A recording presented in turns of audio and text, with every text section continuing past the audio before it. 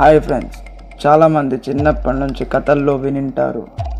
మర్రి చెట్టు మీద ఒక తెల్లటి వస్త్రం కట్టుకుని ఒక దయ్యం ఉందని. అసలు ఇలాంటి కథలు ఎక్కడి నుంచి వచ్చాయో మీకు తెలుసా? అసలు జనాలు ఎందుకు నైట్ టైం మర్రి చెట్టు దగ్గరికి వెళ్ళకూడదని చెప్తారో మీకు తెలుసా? నేను చెప్తా, వినండి. ఈ వీడియోని పూర్తిగా చూడండి. రీసెంట్గా వచ్చిన ముంజియా మూవీలో కూడా ఈ గోస్ట్ గురించి చెప్పారు. ముంజియా ఒక అసురుడు, ఒక ఆత్మ ఇలా మారడం వెనుక ఒక ఇంట్రెస్టింగ్ కథ ఉంది. అయితే ఆ కథ ఏంటంటే, పెద్దలు చెప్పేది ఏంటి అంటే, చిన్న పిల్లలకి ఒక ఇయర్ తర్వాత గుండు కొట్టిస్తారు కదా. గుండు కొట్టించిన 10 to 14 days మధ్యలో ఆ చిన్న పిల్లోడు కనుక చనిపోతే అతడి ఆత్మ ముంజియలా మారుతుంది. అయితే ఆ ఆత్మ సూర్యుడు అస్తమించిన తర్వాత ఈ ముంజియలా మారి చెట్టు నుంచి కిందికి వస్తాయి.